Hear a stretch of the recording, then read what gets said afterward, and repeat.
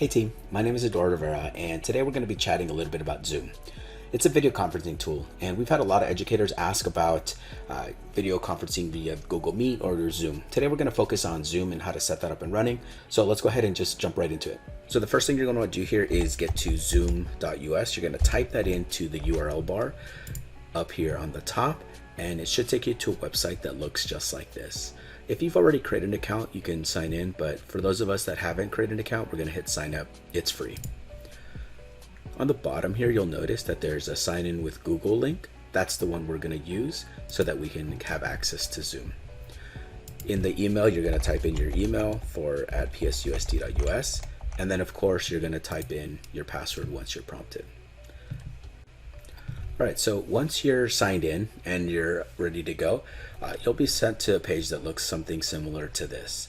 And we're gonna go through the settings first. So over here to the left side, you see settings, and these are my recommendations for you to lock down some of the things that you want to have a little control over. So the first thing, I just turn off video. What that means is that when you join the conversation, your video is not set to default on. You can always change that when you're actually in the call, but we're gonna default it to off. We're also gonna let telephone and computer audio be an option so that you get people in the call able to use their computers and their phone too. So if they need to call in because they don't have access to a computer, that's a nice feature. We want to set join before host off. This is very important. If it's blue, that means it's on. If it's gray here, that means it's off. You don't want participants to be able to join before you've joined because you don't want that room to just be open. These settings that you see over here, you're going to want to emulate mine and just leave them like they are on mine. You want this off, and then we're going to require a password when scheduling new meetings. We're also going to require a password for instant meetings, and we're going to require a password during PMI, which is personal meeting ID meetings. Essentially what we're doing here is we're ensuring that there's a password set for any time that you create a new video conferencing meeting. Again, safety, we want to make sure that our kiddos are able to access it, and we don't want other people accessing our video conferencing webinars or seminars or remote learning situations. We don't want anyone jumping in unless they have the password, and then we do that. Don't worry, you don't have to create the password. Zoom will take care of that part for you. The other suggestion here, I would like you to select this, mute participants upon entry. You can always unmute them afterwards, but again, you don't want someone to jump into your video call and then have this turned on and then have their mic turned on and then have all the background noise of whatever's going on in their house into the call. It can be a little jarring sometimes, and the call can get a little loud if that's not set off by default. The chat feature here, you can turn that off. I have it on for now. It is definitely a conversation to have. If you're not comfortable with this part of it and you're not asking students to participate in any form or fashion through some sort of text, then turn it off. You don't have to have that on. This one here is I'll let you decide as to whether or not you're comfortable or not. I'm going to go ahead and leave mine on for now so that my students can participate when I ask them questions. Definitely turn off private chat. We don't want other people having conversations with each other, so we're going to turn that off there. Auto save chats, yes. And then we're gonna also make sure that these are off. Very specifically, make sure file transfer is off. You don't want students to be able to then pass each other video files or any type of file, images, anything like that. So we're gonna go ahead and do file transfers off. Very important that we have that setting. All hosts, allow hosts to put attendees on hold. Again, really good feature here so that if you see that there's a student that just needs a little break from what we're doing or just kick them out of the meeting altogether, you have that ability to do that. Scrolling down here, screen sharing, super important. You want to make sure that only the host can share their screen. It's really important that you're the only one controlling the screen there, and you turn that on and then allow it for just you as you're the screen sharing. Keep copying these settings down. Annotation is a great feature. I know my teachers would really want this. The problem with this setting is that anyone can annotate the screen, and it doesn't allow you to just turn it off for your participants at this time. So if you allow participants to use this tool, it essentially allows everyone to write on the screen, not just the host.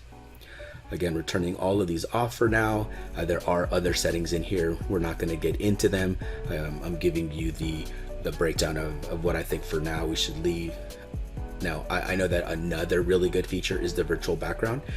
Unfortunately, if you change the virtual background, or you allow this setting, that means anyone can put a virtual background on, so they can put whatever image they want behind them, and it allows for other images to be shown. If you're concerned about that, I definitely recommend we're turning that off. We're turning off far end control remote camera control for that same kind of setting. You don't want anyone to be able to take control of your camera. So we're turning all of these settings off here all the way down, and hopefully you're emulating this. You're pausing me as you need so that you can do this as well.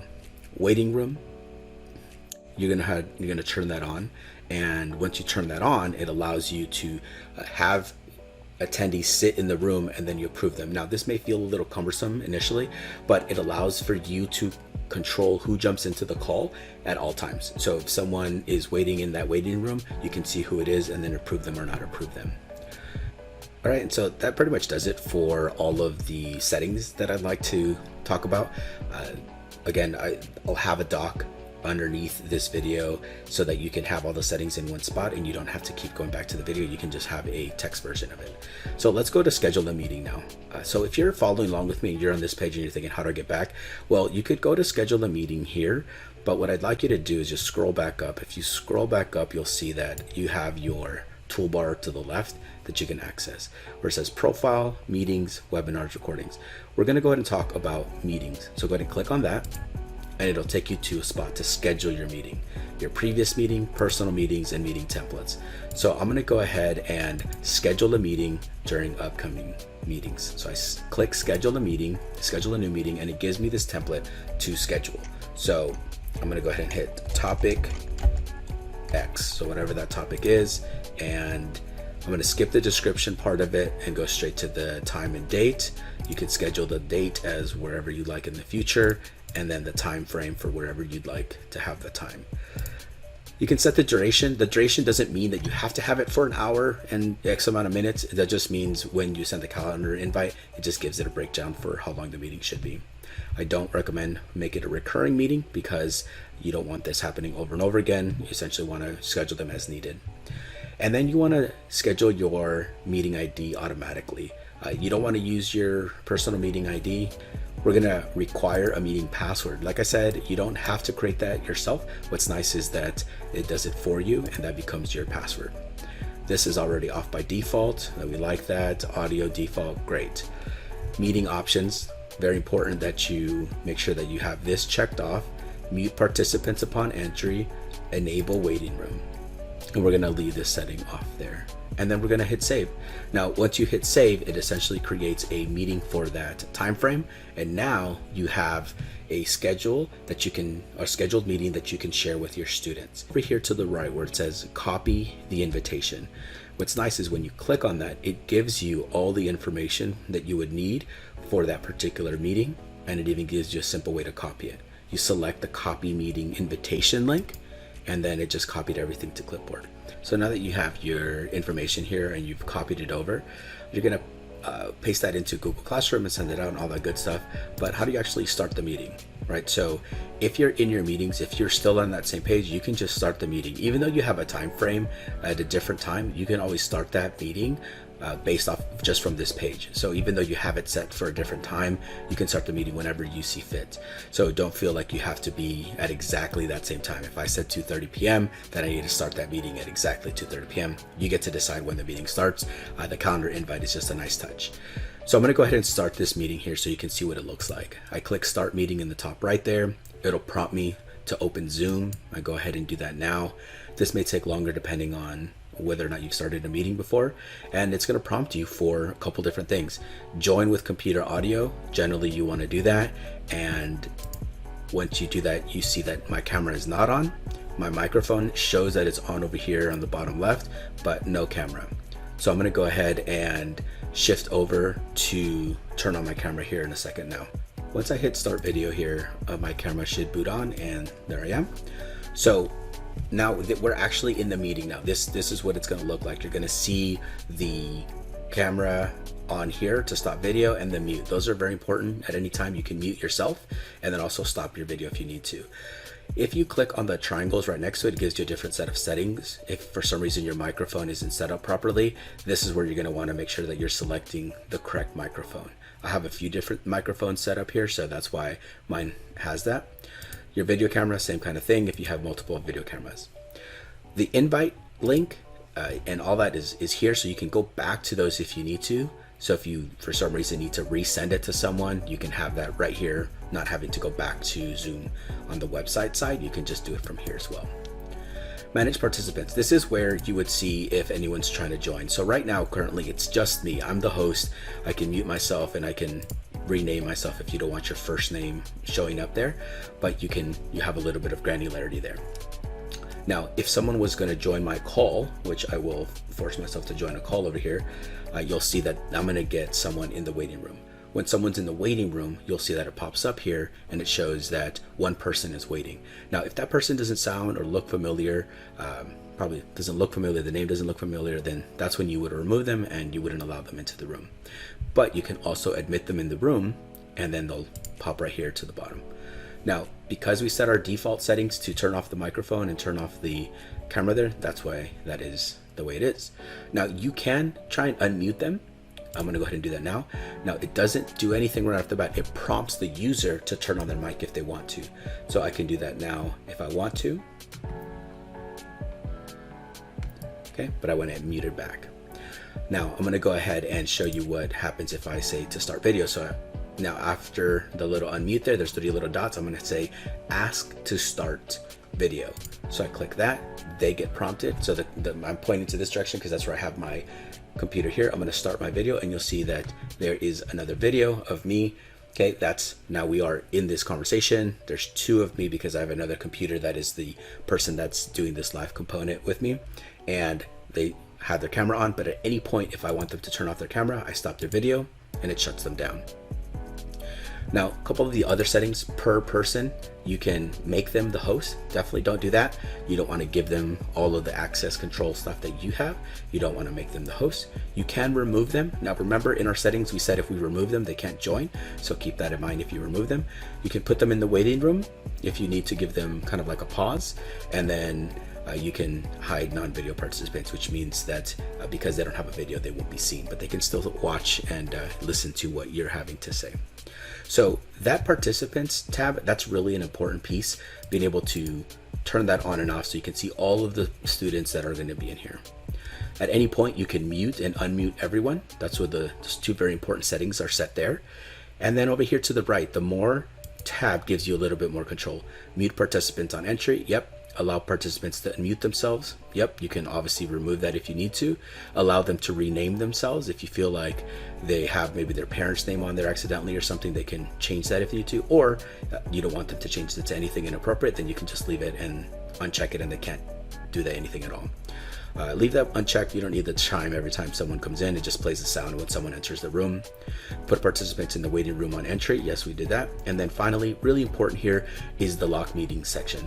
You want to lock the meeting once you feel like it's filled with the students that are going to enter that day. If you want to leave it open, then you can. With the password, you're probably okay.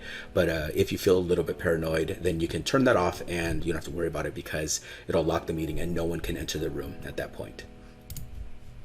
So I'm going to go ahead and do that now, and I locked it so now no one can join my room. All right, so still navigating around here, we're just clicking through and talking about what are some of these different settings. I'm going to leave screen share to the end because that's an important one. There's a chat feature here. You can chat to everyone. We turned off in our settings the ability for people to chat with each other, and so you want to make sure you keep that in mind. They can't really chat with each other, but they can chat with you. And then you also have the ability to just privately have a conversation, chat with individuals in the chat room here. When you chat to everyone, if you leave a little message, it just shows up like this, and then you see that there. There's your record function and then some reactions. The reactions, thumbs up and clap and all that. Now, with the screen share, this is probably the more important piece here. When you go to share your screen, it's going to prompt you and ask you what you want to share. So I'm going to go ahead and share one of these screens here. And you'll see that it brings up the settings for my presentation. Now, I also have this presentation that I wanted to show, and so you can see that I have everything that I want to share the kiddos on this screen, and then I can control it. And on the other side here to the right, you see the video conversations. So if I had that turned on, right, I'll pretend like this student here is turning on, so you can see that there's multiple people in this chat. You can see that as you're going through your presentation, and you can have that be part of the presentation, and they can see that. All good things there. Now, if you're still wanting to see the different ways to control, like you still have that, the mute ability to stop your video, manage the participants, you have that, and at any point you can do a new share or pause the screen share at any point. You can also stop the share there, and then you get more settings. So all of those settings that we had previously, they're all still here. They're just on this toolbar. So keep that in mind if you don't see it for some reason, because it does hide when you're not hovering over it. But otherwise, you can have that, and you can see what the settings are. I'm gonna go ahead and stop share now and go back to this format, and I'm gonna go ahead and stop this video here. All right, so one last thing here before we finish up this video is this conversation about breakout rooms. You may find yourself having to facilitate or be in a breakout room, but as a host, you can create the breakout rooms. So I click on that icon there, and now you'll see that I get prompted here. You can make as many rooms as you need, depending on how you want to split up individuals in the meeting, students most likely. And so you'll go here between automatically and manually. Automatically means it just takes the number of individuals in the meeting and just disperses them among 6 rooms. Or you do it manually, and you have everyone get shifted into those rooms without you having to move them. I'm going to go ahead and just leave it at that, and then just hit create rooms. Now 6 rooms are made. Obviously there's no one in this meeting with me, so you can't see who goes in there. But if you did have others in there, under each room you would see the name of the individual that were in that room. And then you would be able to assign anyone directly into that. If you're not the host, you don't get to see all this granularity here, but as a co-host, you do get to see a little bit of who's in the room when someone makes you that co-host. So that's pretty much it for breakout rooms. And the last thing I'll show you here is, once you're done with that, is how to go ahead and end the meeting for all. Very important that you go here to the bottom right, you hit end, and not leave meeting, because leave meeting just means that you leave and everyone else gets to stay inside.